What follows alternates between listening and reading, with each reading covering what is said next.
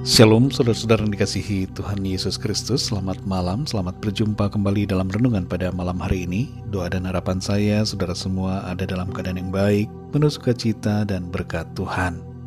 Sebelum kita mendengarkan renungan firman Tuhan, mari sama-sama kita berdoa.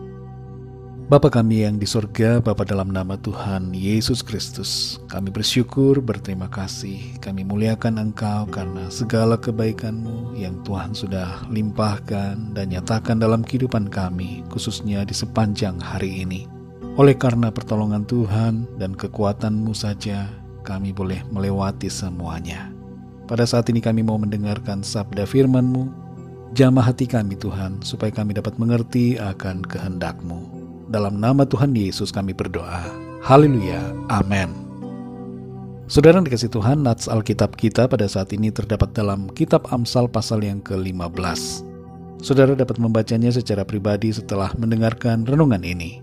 Saya akan membaca Amsal 15 ayat yang ke-8. Tertulis demikian. Korban orang fasik adalah kekejian bagi Tuhan, tetapi doa orang jujur dikenannya. Saudara yang dikasihi Tuhan, Tuhan tidak menuntut banyak hal dari kita. Yang terutama Tuhan rindukan dari kita adalah sikap hidup yang berkenan kepadanya. Korban dalam ayat ini dibandingkan dengan sebuah doa. Dalam konteks ini jelas bahwa korban berarti sesuatu yang bernilai dan mempunyai harga. Di kalangan bangsa Israel yang mempunyai tradisi korban di bait suci, maka korban yang umum adalah domba atau kambing. Selain itu, korban yang lain adalah hasil tani atau kebun. Di samping uang juga yang seringkali menjadi sesuatu yang dipersembahkan kepada Tuhan. Dalam ayat ini, saudara, korban dibandingkan dengan doa. Secara manusia, umumnya kita akan lebih menghargai pemberian daripada hanya sekedar kata-kata. Misalnya saat kita berulang tahun dan ada teman yang memberikan hadiah, sementara itu teman yang lain hanya mengucapkan selamat, maka ada kecenderungan kita lebih menghargai teman yang memberikan sesuatu daripada yang hanya berkata-kata. Tapi di sini tidak demikian dengan Tuhan. Doa lebih berharga dan lebih diperhatikan Tuhan daripada korban semahal apapun. Korban itu tidak akan dipandang oleh Tuhan, bahkan menjadi kekejian kalau orang yang mempersembahkan korban itu hidup dalam dosa.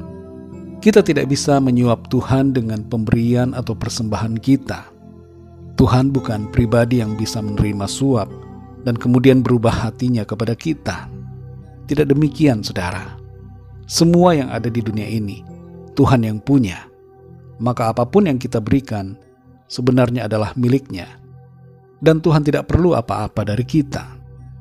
Yang Tuhan kehendaki sekali lagi adalah sikap hati dan kehidupan kita yang menuruti kehendaknya. Dalam Hosea pasal 6 ayat yang ke-6 tertulis, sebab aku menyukai kasih setia dan bukan korban sembelihan, dan menyukai pengenalan akan Allah lebih daripada korban-korban bakaran.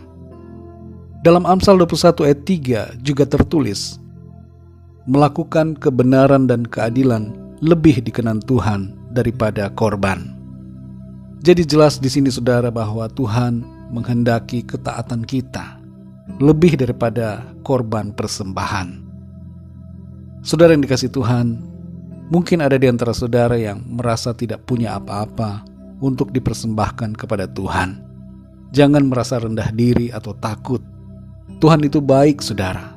Tuhan tidak menuntut macam-macam dari kita. Yang Tuhan inginkan adalah agar kita hidup dalam kejujuran, kasih dan ketaatan kepadanya.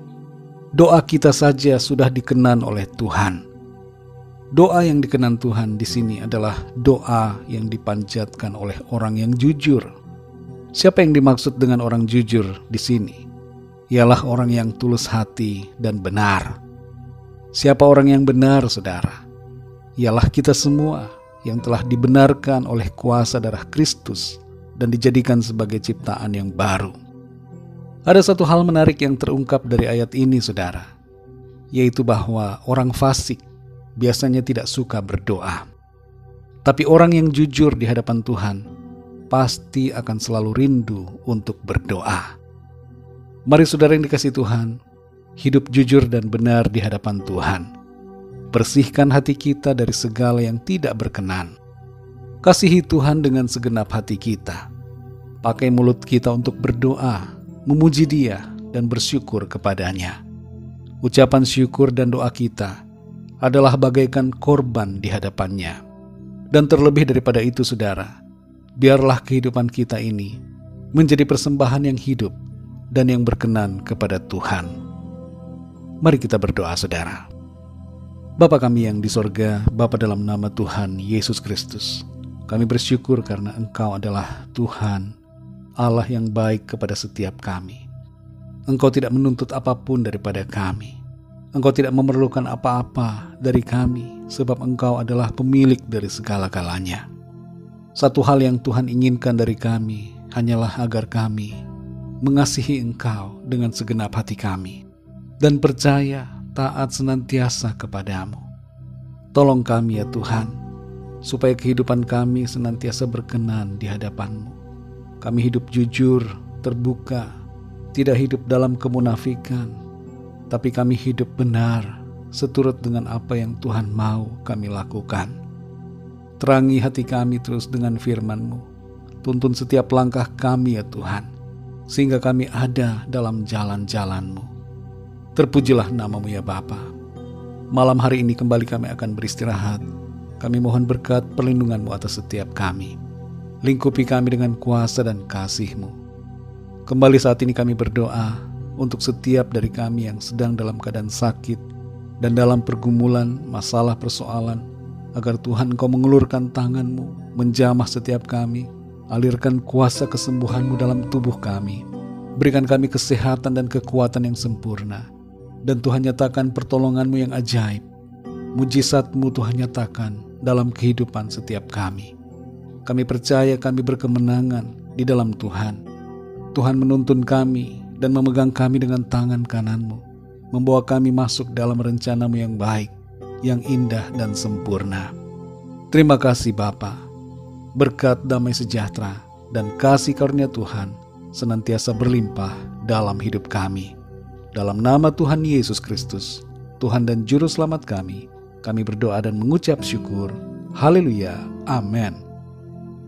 Puji Tuhan saudara yang dikasihi Tuhan, saya percaya firman Tuhan menjadi berkat dan kekuatan buat saudara semua, dan Roh Kudus akan menolong saudara untuk lebih lagi memahami kebenaran firman Tuhan. Tuhan Yesus memberkati saudara semua. Sampai jumpa dalam renungan yang berikutnya. Haleluya.